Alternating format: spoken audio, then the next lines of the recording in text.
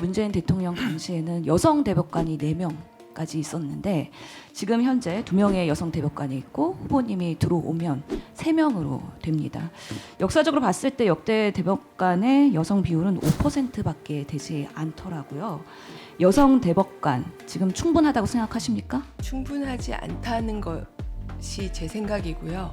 대다수의 여성들의 생각이라고 믿습니다. 그럼 얼마나 늘려야 된다고 생각하시나요? 제가 가장 존경하는 고 긴즈버그 대법관께서는 100%까지 가야 된다고 말씀을 하셨는데요.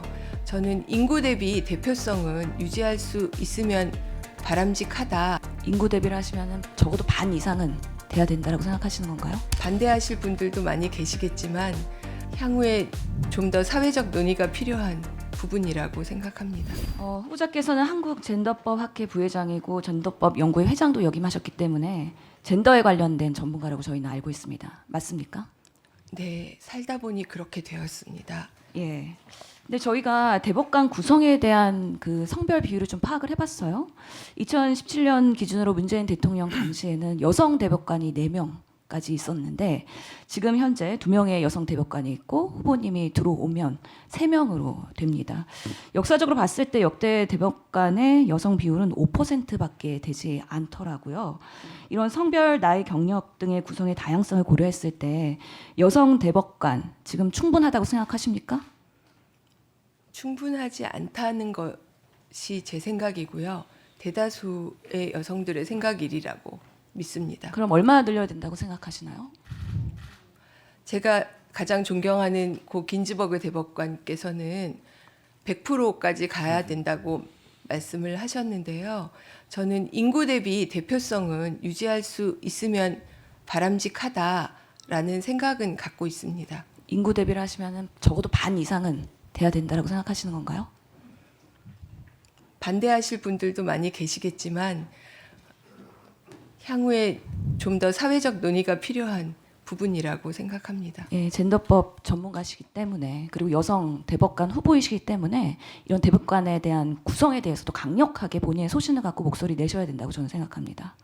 유념하겠습니다. 예, 앞으로 당부드리고요. 실제로 이런 구성의 다양성, 대법관의 구성의 다양성이 당연히 판결에도 영향을 미칠 거라고 생각을 하시나요? 네. 예.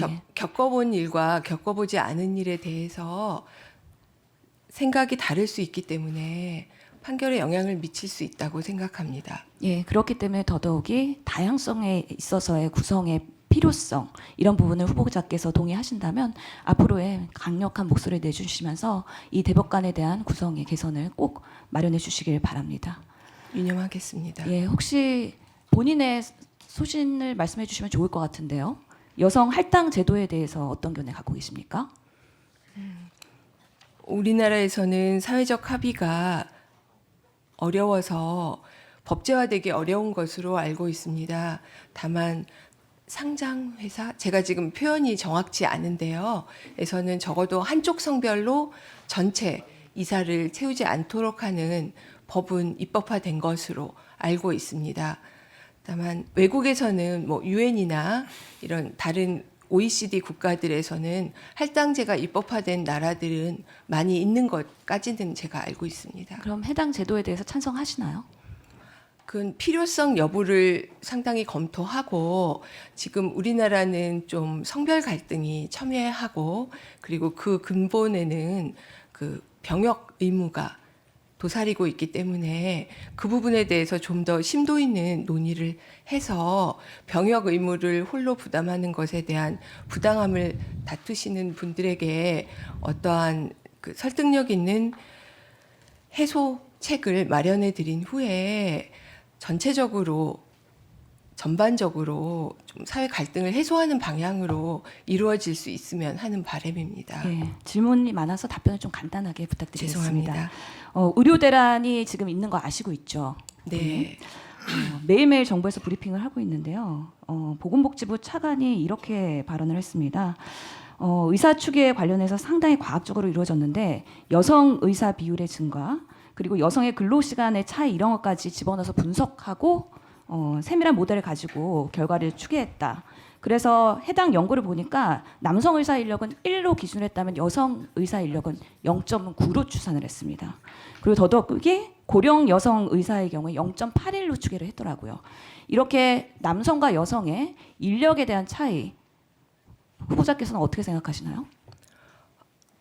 죄송합니다만 제가 지금 이 통계를 처음 접하는데요. 좀 당혹스럽습니다. 예, 저도 여의사로서 상당히 당혹스러운데요. 병원에 근무할 때 남성 의사에 비해서 전혀 떨어지지 않는 노동력을 갖고 있다고 생각하고 최선을 다해서 같은 역할을 했다고 봅니다. 그렇기 때문에 이런 발언으로 인해서 여의사회와 여의대생 단체에서 여성 의사 근로시간이 적어서 의료 인력 효율이 떨어진다는 성차별적 시각이 정부에 담겨 있다라면서 중앙지검에 고발한 상황입니다.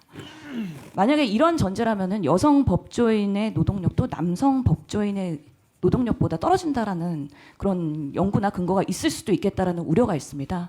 후보자께서 어떻게 생각하시나요? 네. 제가 사실은 그 언행 부분도 저희가 많이 사례 수집을 했고 성인지 교육도 많이 해왔습니다. 그런 말씀 많이 들었습니다. 여성이 그 직역에 많아지면 그 직역의 사회적 지위가 떨어진다는 말씀을 식사 자리에서도 많이 들었습니다. 그거는 거의 정설이라는 말씀도 많이 하셨습니다. 네. 법원의 여성 인력이 늘어나기 때문에 저희 법조인의 사회적 지위가 떨어지는 것이다라는 말씀 많이 들었습니다. 그런 발언에 대해서 인정하시나요? 아니라는 것을 보여드리면 된다고 생각했습니다. 후보자는 그동안 어떻게 보여주셨습니까? 그냥 제 업무 능력으로 보여드렸다고 생각했습니다. 그러면 남성 법조인과 여성 법조인이 1대1이다라고 자신 있게 말씀하실 수 있겠습니까? 저는 그것은 성별의 문제가 아니고 개인의 문제라고 이미 알고 계시리라고 믿고 있습니다. 예, 네. 이런 부분에 있어서의 사회적 오해나 잘못된 부분을 꼭 수정하는 데 있어서 역할을 해주셔야 된다라고 당부를 드리고 싶습니다. 네. 한 가지 더 질의할게요. 오늘 중대본에서요, 의료사고 특례법 처리 방안에 대한 논의를 하겠다라고 정부가 발표를 했습니다. 필수 의료가 붕괴되고 있는 거 아시죠? 이런 원인이 결국에는 의료 소송 때문입니다. 중환자를 볼수록 소송이 더 증가하고 있는 상황이기 때문에 젊은 의사들과 실제로 현장에 있는 의사들이 현장을 떠나는 하나의 가장 큰 이유가 됩니다. 실제로 데이터를 보면 우리나라의 활동 의사 대비해서 송치율이 일본은 8% 감소하고 있습니다. 기속 건수가 일본의 260배, 영국의 895배가 됩니다. 이렇게 의료에서 환자와 의사의 갈등이 고조되고 있고요. 모든 것이 소송으로 연결되고 있습니다. 이 부분에 있어서 필수 의료 특례법을 마련해서 형사 처벌을 면제하는 부분이 있냐고 후보자의 견해가 있으신가요? 이 부분은 사회적 중지를 모아야 될 부분이 아닌가 싶습니다.